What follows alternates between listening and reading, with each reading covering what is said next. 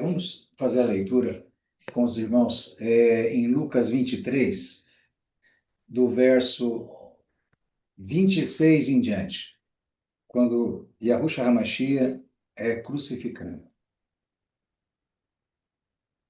Se todos encontraram, passamos a leitura com a ajuda e a graça e a permissão do Altíssimo.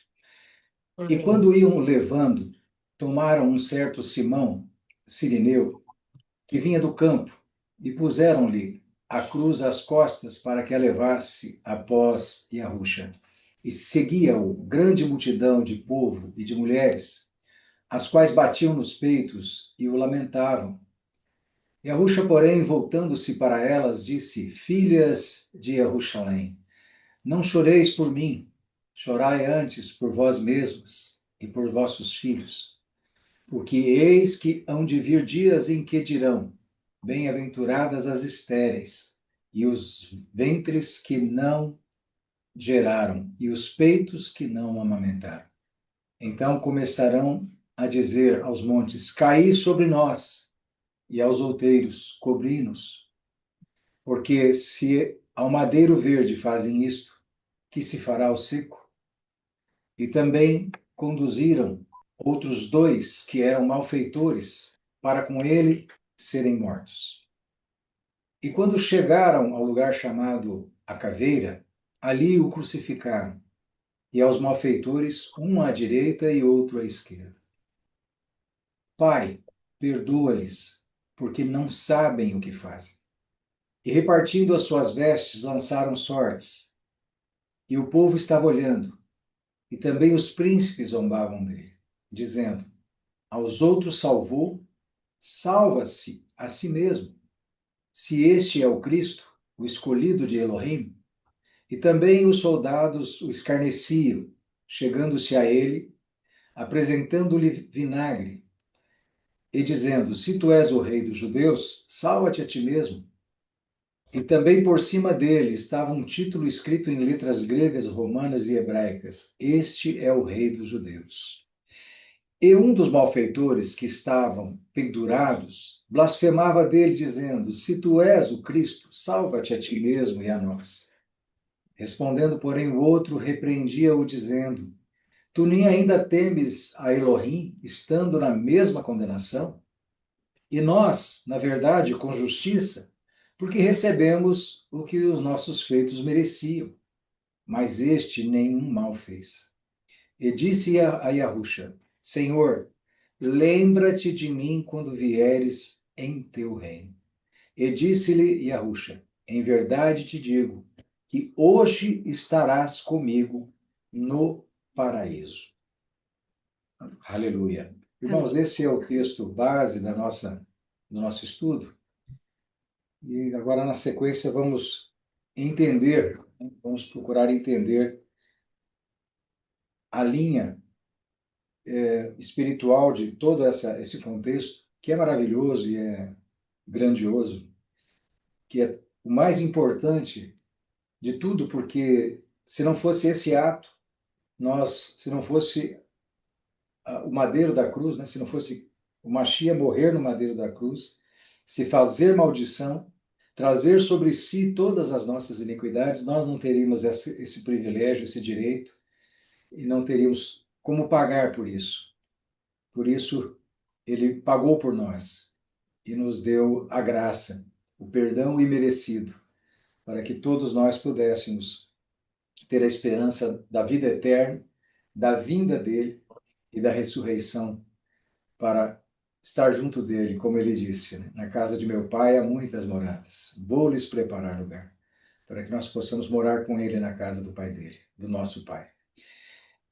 Então, vamos começar a entender o contexto dessa palavra. Nós estamos num contexto onde o Filho do Altíssimo, depois de completar toda a sua missão num ministério que durou 3 anos e meio, ele foi então crucificado, foi morto, foi retirado dentre os viventes por 3 dias.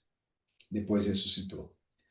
Se a gente for lá no livro de Daniel, salvo erro, no capítulo 8, né, lá no finalzinho do versículo 24 em diante, né, salvo erro, no 27, lá já havia uma profecia dizendo que depois das 62 semanas, né, mais 7, depois das 69 semanas, ou seja, na 70ª semana das 70 semanas de Daniel, o Messias, né, o ungido, seria cortado, né, seria retirado da terra. Então, desde lá já havia essa profecia que isso aconteceria, que ele seria morto, ele seria cortado na metade da última semana das 70 semanas. Né? Então, por isso o ministério dele durou 3 anos e meio.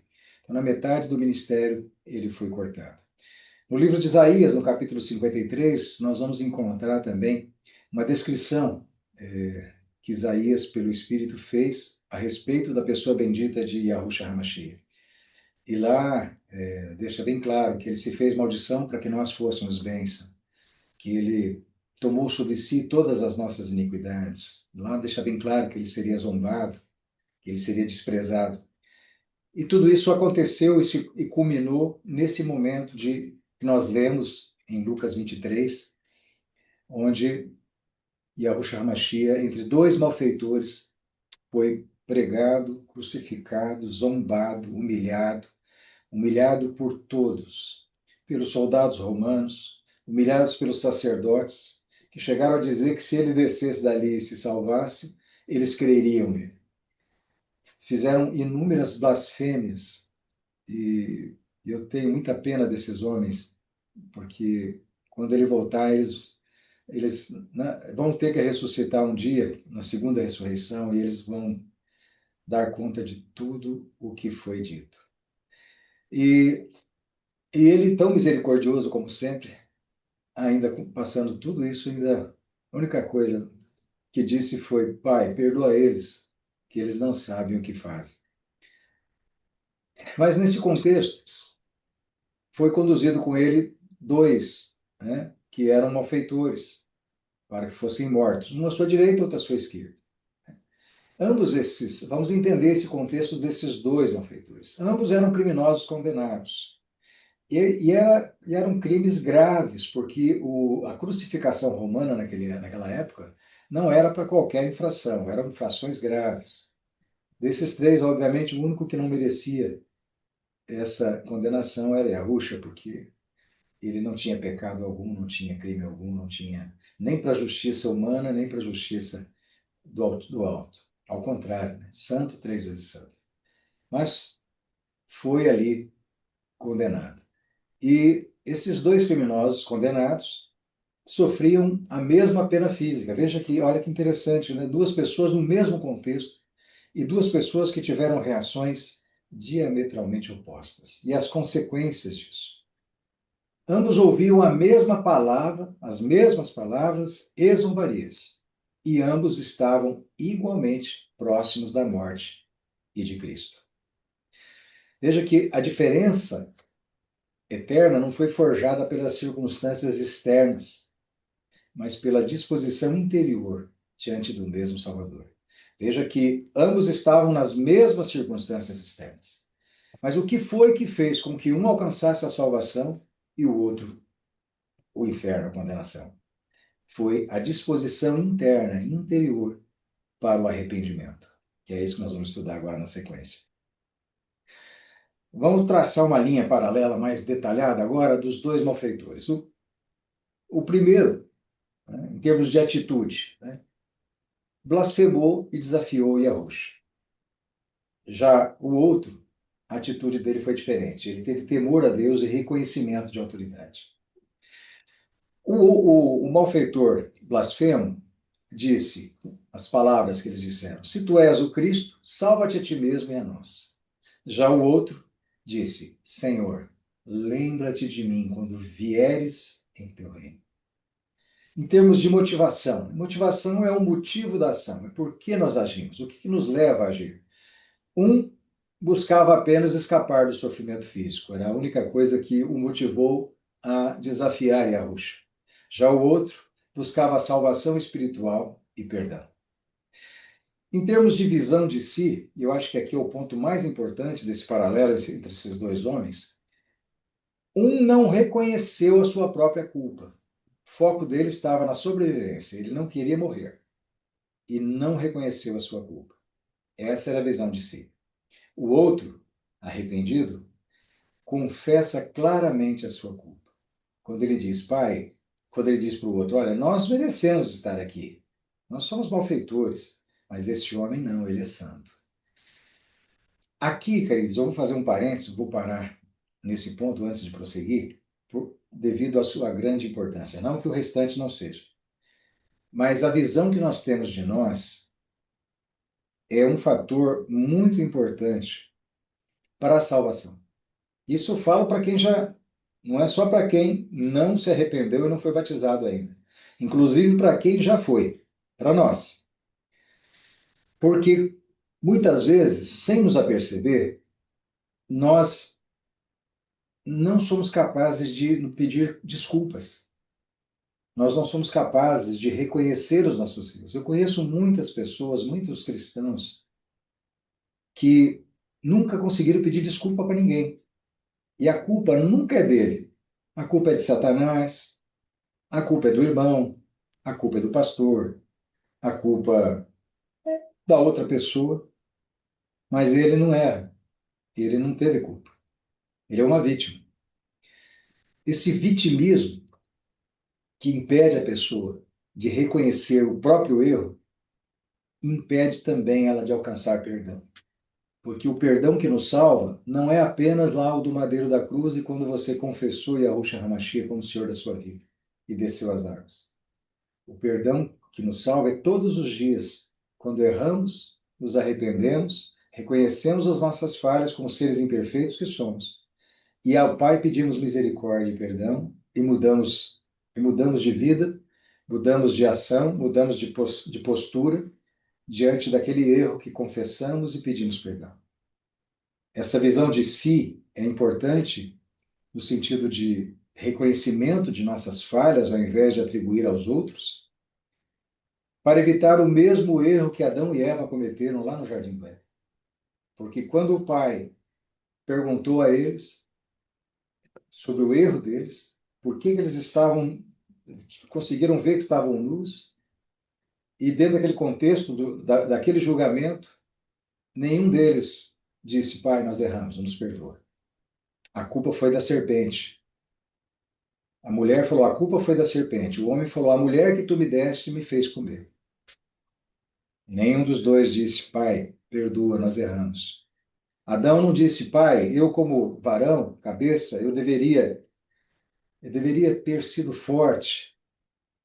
Eu deveria ter resistido e orientado a minha companheira que aquilo não era correto e nós deveríamos ter buscado o Senhor e pedido perdão. Não disse isso. A mulher como companheira não disse, pai, me perdoa, eu sou uma ajudadora, eu sou o pilar, eu sou tão importante na vida do homem, eu sou coluna, eu sou quem o Senhor trouxe para alegrar o coração de Adão que estava só. E eu fraquejei, me perdoa. Eu sucumbi à mentira da serpente, sabendo que tu és verdadeira e incapaz de mentir. E ela disse que o Senhor estava mentindo para a gente, que o Senhor não queria que nós comêssemos e fôssemos com o Senhor. Esse não foi o discurso de nenhum dos dois. O discurso deles foi o do homem que rejeitou, se rebelou contra a condenação, que não reconheceu sua culpa e só queria sobreviver. E isso, queridos, a gente encontra no trabalho, a gente encontra todos os dias. Direto com a minha equipe de trabalho, eu encontro pessoas que erram e, ao invés de reconhecer o erro e pedir perdão, ficam se justificando e lançando culpa em tantas pessoas, em tantas coisas, menos em si mesmas. Eu acho que de tudo isso que nós estamos analisando aqui, esse é o ponto um dos mais importantes que nós temos que repensar nossas vidas como servos do Altíssimo. Qual é a visão que nós temos de nós? Nós somos capazes de confessar a nossa culpa e pedir perdão, seja para o meu pai, para minha mãe, para o meu irmão, para o meu vizinho, para o meu amigo, para o meu pastor, enfim, para minha esposa. Eu sou capaz de pedir perdão e reconhecer que eu erro, ou eu vou ficar inventando justificativas, transferindo minha culpa para N pessoas? Não que não há circunstâncias em que parte da culpa é do outro, mas nunca a culpa é exclusiva de alguém. Então, quando o homem tem essa visão de si, uma visão de que ele não erra e ele não se admite errar, ele então não consegue perdão, porque a Bíblia fala que aquele que confessa os seus pecados e deixa, alcança a misericórdia. Já o outro homem confessou claramente a sua culpa, não pediu nada, a não ser uma coisa: lembra-te de mim quando vieres no teu reino. Ele queria salvação. Agora, visão de justiça. Olha a visão de justiça distorcida, né? Que esse homem mal tinha. Ele rejeita e rebela-se contra a condenação. Já o outro reconhece que a condenação era merecida. E, por fim, a visão sobre Jesus, né? Sobre Yahusha. Primeiro, que não teve resposta nenhuma. Veja que Yahusha se calou. Né? Ele falou e não teve resposta nenhuma. Não houve resposta de Yahusha diante da fala dele. Agora, a fala de um arrependido e que se humilha teve resposta. E a resposta dele foi essa: né? Ele, ainda hoje estarás comigo no paraíso. A visão de justiça, então, do primeiro era rebeldia, rebelar-se contra a condenação. Ele não conseguia ver justiça, porque ele não conseguia conceber que ele estava sendo injusto. Ele achava que a culpa nunca era dele. Já o outro reconhece que a sua condenação é merecida. Quando ele fala para aquele homem, repreende ele. Olha, nós merecemos estar aqui, nós fizemos coisas erradas, mas ele é santo. E qual era a visão, então, sobre Jesus? Um duvidava, um duvidou e ironizou, unindo-se aos zombadores. O outro proclama a inocência e a realeza do Messias. Tremendo, né, amados? Até aqui tudo bem, queridos? Me acompanham bem? Continuamos então. Bem, na sequência agora, eu vou fazer um paralelo aqui entre os dois, mais um paralelo, tendo a cruz como ponto de decisão. Olha que interessante. Eu chamo de anatomia de uma escolha. O que teve arrependimento, ele tinha temor ao Altíssimo, que é o princípio da sabedoria. O outro, o foco era na dor temporal. O que alcançou misericórdia, ele teve uma aceitação da responsabilidade pessoal, não transferiu culpa para ninguém. Já o outro transferiu culpa, endureceu e teve rebelião. O que alcançou misericórdia tinha fé na identidade do Mashiach, do Cristo. Senhor, lembra-te de mim. Já o outro exigia um milagre de conveniência. E, por fim, um alcançou a promessa do paraíso, o outro não teve resposta e morreu na incredulidade. Olha a importância do homem que se arrepende, do homem que consegue admitir que erra e tem humildade para pedir perdão sempre. Eu, eu me recordo certa feita, irmãos, que eu estava orando com uma irmã em Goiânia, usada pelo pai no dom da profecia, e eu me surpreendi. Eu nunca tinha visto essa mulher, e ela olhou para mim e falou assim: Olha, conheci um homem que é igual Davi. Aí eu falei para ela: Ué, mas por quê?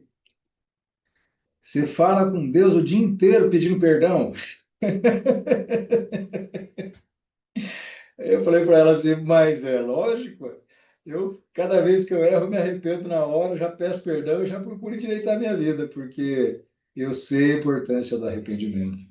Nunca ninguém, porque eu falava com o pai dirigindo, né? Não só nos momentos de dobrar o joelho, mas o tempo todo eu falo com o pai, trabalhando, né? E quando eu me pego me sentindo falho, errante, na hora eu já confesso e peço perdão ao Pai, né? E era uma coisa minha, né? E como a gente erra constantemente, né? Como Paulo dizia, né? Que ele se achava o maior dos pecadores, e acaba que eu não deixo passar um segundo depois, não, porque se eu for atropelado na sequência, aquele pecado eu não tive tempo de pedir perdão, né? Então, eu deixo, não deixo para depois, já peço rápido e já ajusto a minha vela do meu navio para ir num rumo bom, né? Então, só para um pitoresco assim, para particularizar com os irmãos, para testificar aí da importância do arrependimento, né? O Pai é maravilhoso. E agora vamos fazer uma análise aqui, queridos, da diferença entre remorso e arrependimento. Tanto o remorso quanto o arrependimento, eles são frutos de uma dor. Quando nós erramos, quando nós fazemos algo que nos entristece, nós temos uma dor interior muito forte. Mas a diferença é que o remorso, ele é uma dor na consciência e culpa pesada por ter sido pego ou pelas consequências do ato. Já o arrependimento é uma tristeza genuína pelo erro, unida a um desejo forte de mudar de caminho. No remorso, não traz transformação nenhuma. Fica remoendo, com angústia, amargurado, aquela raiz de amargura e medo, mas não transforma. É uma dor que não transforma a pessoa. Já o arrependimento leva à confissão, ao pedido de perdão e esforço para não repetir a falha. Aquilo que eu falei há pouco, né, que eu faço todo dia. E por fim, o remorso, ele é tóxico e travado. Ele machuca quem sente, mas não oferece solução. Já o arrependimento é construtivo, ele ajuda a crescer, ele restaura danos e ele te leva a buscar a santidade. Essas são as principais diferenças entre um remorso e uma dor. Vocês vejam que aqueles dois malfeitores, né? Aquele homem, um teve arrependimento, o outro, com certeza, tinha também uma dor, né? Por estar naquela situação. Ele não estava feliz de estar naquela situação, ele também sentia uma dor. E pode ter certeza que ele não era arrependimento que ele sentia, era remorso por ter sido pego. Ele não queria ter sido pego. Ele foi pego, ele teve remorso. E Judas, queridos, o que os irmãos acham? Judas teve arrependimento ou teve remorso? Vou deixar essa pergunta depois para o cafezinho, quando terminar aqui a pregação, a gente conversar. Prosseguindo, como é que funciona, então, a mecânica do arrependimento bíblico, né? Então, do lado do homem, o arrependimento exige reconhecimento. Ezequiel 18:30 diz: desviem-se de todos os seus males. Então, você precisa reconhecer e se desviar dos males para alcançar, né, um pleno arrependimento e perdão. Confissão. Se confessarmos os nossos pecados, 1 João 1:9, ele é fiel e justo para nos perdoar. Mudança de direção. Atos 26:20. Se arrependessem e se voltassem para Deus. Então, a mecânica do arrependimento, ela implica em reconhecimento, confissão e atitude, mudança de direção. E qual que é a resposta de Elohim, do Altíssimo, né, a essa fé? Perdão, 1 João 1:9, ele é fiel e justo para perdoar os nossos pecados. Purificação, 1 João 1:9, nos purifica de toda a injustiça. Cancelamento, para que os seus pecados sejam cancelados, Atos 3:19. E vida, Ezequiel 18:32, diz lá, arrependam-se e vivam. Então, esse é o resultado divino. Esse é o mecanismo do arrependimento, de acordo com a Bíblia. Agora eu vou falar com os irmãos de um tema que, para mim, é muito lindo, uma passagem muito instrutiva, muito importante, que é Lucas capítulo 3. Não sei se os irmãos já leram. Em Lucas capítulo 3, é uma passagem que João Batista estava pregando e pregava o arrependimento. E ele dizia, em Lucas 3:8, produzi, pois, frutos dignos de arrependimento. O que ele estava querendo dizer? Que o arrependimento não é uma coisa da boca para fora. Não adianta eu dizer que estou arrependido de fazer o mal e continuar fazendo o mal. Não adianta eu dizer que estou arrependido de um pecado e continuar praticando esse pecado. Eu preciso dar frutos dignos desse arrependimento. Eu preciso praticar obras que demonstrem o quão arrependido e mudado eu estou por conta do meu arrependimento. E olha o que ele disse, então, porque eles não entenderam, perguntaram para ele. Um soldado perguntou o que tinha que fazer. Os publicanos, que eram cobradores de impostos, perguntaram o que tinha que fazer. E a multidão também, né? O cidadão comum perguntou. Então, nós tínhamos ali, nessa passagem, três tipos de pessoas daquela época.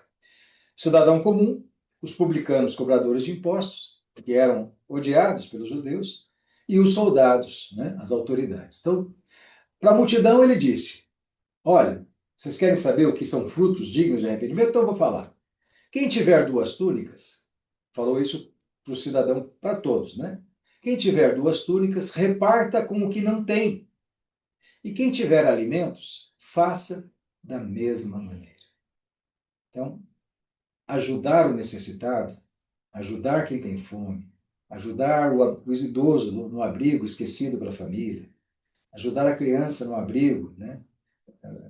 Nós somos do direito, sabemos, já passamos por comarcas e sabemos quantas crianças estão em abrigos, né, por maltratadas pelas famílias, quantos idosos estão abandonados em abrigos e às vezes, né, ali uma situação de abandono, sem ninguém conversar, sem ninguém cuidados, né, fisicamente, mas sem nenhum apoio emocional, sem ninguém que vá lá ouvi-los, compartilhar com eles um pouco de amor e carinho. E até mesmo alimento, comida, roupa. Quantas pessoas estão, né, dormindo embaixo de abrigos? Quantas estão... Nesse contexto, eu vi um vídeo essa semana que eu achei muito lindo, um pastor em Manaus, que ele pega um ônibus, ele sai na rua à noite e leva moradores de rua, prostitutas, levam todas aquelas pessoas para a igreja e ali alimenta essas pessoas, elas adoram junto com eles. E eu achei lindo demais, lindo demais. Né? Como está escrito em Tiago 1:27, a pura e imaculada religião para com o Pai é esta: visitar os órfãos e as viúvas nas suas necessidades e guardar-se incontaminado da corrupção do mundo. Então, essa é uma religião pura e verdadeira, que gera frutos de arrependimento. Não um arrependimento apenas da boca para fora, mas um arrependimento que faz com que haja uma mudança de postura, onde a pessoa sai atrás de ajudar quem precisa, de fazer o bem, de distribuir amor, distribuir, compartilhar com as pessoas um pouco das bênçãos materiais que o Pai nos deu. Ou seja, generosidade. O princípio subjacente por trás dessa mensagem é generosidade ativa e renúncia ao egoísmo material. Eu compartilho o meu tempo no fim de semana, né, para ir em busca das pessoas que estão desamparadas. Eu saio do meu egoísmo material, de ficar apenas pensando em mim e na minha família, e passo a compartilhar as bênçãos que o Pai, como um mordomo fiel, né? As bênçãos que o Pai me deu como um mordomo, que não são minhas, né? Não são nossas, são todas dele. Tudo que temos é dele, e tudo que temos é ele que nos dá. Então, nós somos, como diz a palavra, mordomos. E quando somos fiéis, somos generosos, doamos nosso tempo, doamos nossas finanças, doamos para aqueles que precisam realmente. Né? Não apenas para termos templos confortáveis para adorarmos, mas muito mais. Para que pessoas que estão passando fome tenham comida, tenham roupa, tenham... Enfim. E para o publicano, o que foi que ele disse? Isso que eram cobradores de impostos. Não peçais mais do que vos está ordenado. No verso 3 ele diz isso. Qual que é o princípio subjacente aqui? Integridade profissional absoluta, combatendo a corrupção e a ganância. E para os soldados, para as autoridades, a ninguém trateis mal, nem defraudeis, e contentai-vos com o vosso soldo. Aqui, no verso 14, né, o princípio subjacente é o uso justo do poder, abandono da extorsão e cultivo da gratidão. Então, eu penso que esse capítulo em Lucas, capítulo 3, e essa passagem, ela é muito ilustrativa e muito importante, porque João Batista dá três exemplos práticos de frutos de arrependimento, dignos de arrependimento, ou seja, a prova material que nós estamos arrependidos de fato e não apenas hipocritamente ou com remorso, ao invés de verdadeiro arrependimento. Que o verdadeiro arrependimento ele é seguido de uma mudança de atitude.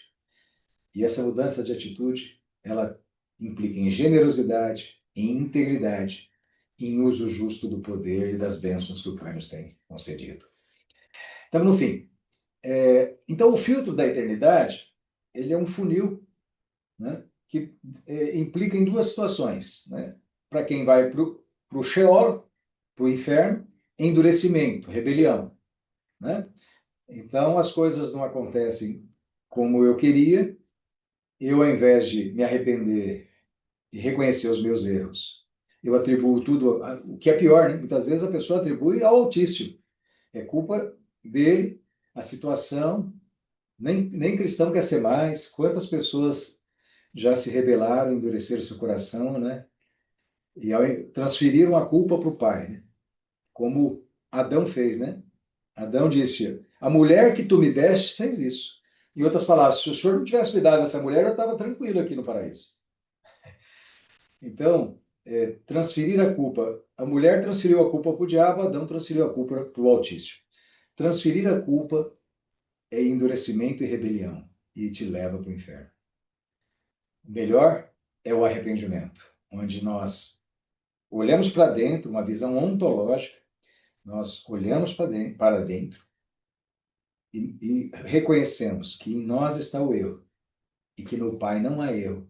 Ele é perfeito, infalível, mas que nós somos falíveis e precisamos da misericórdia dele. Esse arrependimento que gera mudança nos leva para o paraíso, que é o seio de Abraão. Né? Então, a cruz não foi apenas um evento histórico, meus irmãos. Ela é o divisor de águas da existência. A disposição do seu coração no tempo presente determina a geografia da sua eternidade. Se é arrependimento, paraíso. Se é endurecimento, rebelião, Sheol, inferno. E olha que interessante, para fechar, né, esse estudo, a última frase, né, que a Ruxa disse foi: ainda hoje estarás comigo no paraíso. Onde é o paraíso? Né? Como é que... Porque muita gente fala, morreu, foi para o céu. Espera aí. A Bíblia diz que o único que veio do céu foi aquele que de lá, né, o único que foi para o céu, foi o que de lá veio. Né? Ou seja, só Yahusha veio do céu. O homem não vai. O homem que morre não vai para o céu, queridos. O homem que morre vai para o paraíso. Senão Yahusha teria dito, ainda hoje estarás comigo no céu. Nem o próprio Yahusha foi para o céu naquele momento. Ele foi para onde? Ele desceu à mansão dos mortos. E segundo 1 Pedro, ele ficou lá 3 dias pregando para os que estavam no inferno. E ele disse para aquele homem que ainda hoje ele estaria com ele no paraíso. Acontece que existe no inferno, no mundo inferior, no Sheol, existem 2 mundos lá embaixo. Há uma divisão. Existe o Hades, que foi helenizado pelos copistas gregos, né? Porque no original seria Sheol. Hades é o irmão de Zeus, né? Na mitologia grega, né? O demônio do reino dos mortos, que é um lugar de tormento, de angústia, e o paraíso, que é também chamado de o seio de Abraão, né? O local de consolo divino para os justificados, né? Onde Lázaro, que sofreu males em vida, agora é consolado, né? De acordo com Lucas 16, 22 e 25. Na parábola do rico e do Lázaro, fica muito claro que o rico, ambos, tanto o rico quanto Lázaro, eram homens religiosos. Só que um era pobre e comia, né, das migalhas do rico, e o rico era um egoísta que viveu esplendidamente e nunca teve a misericórdia de Lázaro ou de quem quer que seja. E ambos morreram, né, de acordo com essa palavra. E nessa parábola, ambos foram para o mesmo lugar. E o que dividia um do outro era um abismo. Portanto, eles estavam no mesmo plano físico.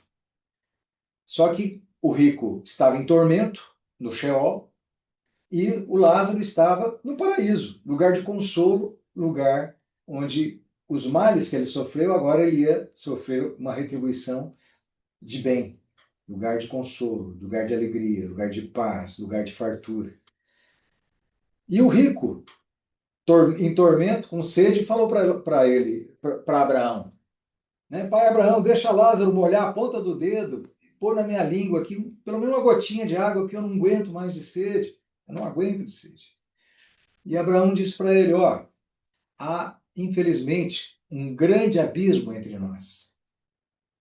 Né? E além de tudo isso, está posto um grande abismo entre nós e vós. Lucas 16, 26. Depois, se os irmãos quiserem dar uma olhadinha lá. Lucas 16, 26, Abraão disse assim para ele. E além de tudo isso, está posto um grande abismo entre nós e vós. Então havia uma separação, né? Uma separação entre os dois. O, o egoísta, que não produzia frutos de arrependimento, foi para o Hades, foi para o inferno, para o Sheol, lugar de tormento. O outro, que não era egoísta e que não tinha nem como ajudar as pessoas de tão pobre e doente que estava naquela situação, foi para um lugar maravilhoso, que é o paraíso, para onde um malfeitor que se arrependeu e recebeu a resposta de Cristo foi: ainda hoje estarás comigo no paraíso. Então, quando Pedro fala em 1 Pedro que Yahusha foi à mansão dos mortos e foi pregar para os que estavam em cativeiro, significa dizer que ele foi ao Sheol, ao lugar de tormento, e lá resgatou quem ele conseguiu trazer ao arrependimento, aqueles que morreram antes do dilúvio, né? Ele conseguiu, para aqueles que deram crédito à pregação dele, trazer para o paraíso. Olha que coisa linda, irmãos. Que coisa tremenda. Né? E, enfim, né? O rico fez um pedido. Né? No final, o rico fez um pedido. E ele disse: se algum dentre os mortos fosse ter com eles, arrepender-se-iam. Olha que interessante, queridos. Nessa parábola do rico e do Lázaro, o rico, preocupado com a sua família, que ele não queria que a família tivesse o mesmo destino dele, pediu para Abraão que mandasse os mortos fossem ter com eles. Qual foi a resposta de Abraão? Abre aspas. Eles têm, né? Tem Moisés e os profetas. Ouçam-nos. Se não ouvem a Moisés e os profetas, tampouco serão persuadidos, ainda que algum dos mortos ressuscite. O que demonstra e fica claro que o que convence a pessoa do pecado não é um milagre, um morto ressuscitar para pregar a palavra para alguém. É a palavra. Né? A fé vem de ouvir e ouvir a palavra de Elohim. Então, não é o milagre, não é o prodígio, é ouvir e ter um coração com solo fértil para receber a palavra. Isso é que converte o homem e leva o homem pecador ao arrependimento. E outra informação importante, veja que ele não falou que o morto fosse lá falar na boca de alguém vivo. Ele deixou bem claro que para um morto voltar, ele precisa ressuscitar. A evidência necessária para a salvação não está em sinais miraculosos, irmãos, mas na submissão à palavra de Elohim. O endurecimento do coração rejeita a verdade, independentemente da prova apresentada. Então, com todo respeito a qualquer outra linha teológica, posicionamento em relação a isso, né? Nós respeitamos todas as religiões, todos os posicionamentos, mas, de acordo com esse texto, né? Ele condiciona isso a alguém teria que ressuscitar, né? E ele condiciona esse arrependimento a ouvir a palavra, né? É a palavra que purifica, que é o sabão do lavandeiro, que purifica a nossa alma. E, por fim, né, para confirmar, né, que o paraíso está no inferno, né? Parece uma coisa assim gritante, né? Mas ele está lá no mundo inferior e há uma divisão por um abismo, né? Do Sheol, do tormento, para o paraíso. Quando nós lemos lá em Ezequiel, capítulo 31, em Ezequiel 31, verso 16 a 18, se os irmãos quiserem anotar por curiosidade de ler, lá diz assim: Fiz as nações tremerem ao som da sua queda, quando o fiz descer à sepultura com os que descem à cova. Então, todas as árvores do Éden, paraíso, as mais belas e melhores do Líbano, todas as árvores bem regadas, consolavam-se embaixo da terra. Todos os que viviam à sombra dele, os seus aliados entre as nações, também haviam descido com ele à sepultura, juntando-se aos que foram mortos à espada. Qual das árvores do Éden podem, pode comparar-se com você em esplendor e majestade? No entanto, você também será derrubado e irá para baixo da terra, com as árvores do Éden. Você jazerá entre os incircuncisos, com os que foram mortos à espada. Então, no fechamento, né, dessa passagem, nós entendemos ali que as árvores do Éden foram levadas, né, o jardim foi levado para o mundo inferior. E aí, por isso que Abraão e os crentes que são consolados ficam no paraíso, há um abismo, e quem está em tormento no Sheol consegue ver quem está no paraíso. E eu acho que esse é o pior tormento. Pior que a sede, pior que a dor, pior que tudo que essas almas já estão sofrendo nesse lugar de tormento, essas que não se arrependeram, é ver aqueles que nessa vida não tiveram essa sorte, mas se arrependeram e estão sendo consolados pelo Espírito Santo, por Yahushua, lá no paraíso. Isso é muito gratificante. Como ele disse, em verdade te digo que hoje estarás comigo no paraíso. Nunca é tarde, irmãos, para o arrependimento genuíno. A mesma cruz que endurece um coração é a ponte para a eternidade daquele que se humilha perante o Rei. É essa a palavra, obrigado. Agradeço a honra do convite. E Amém. Amém.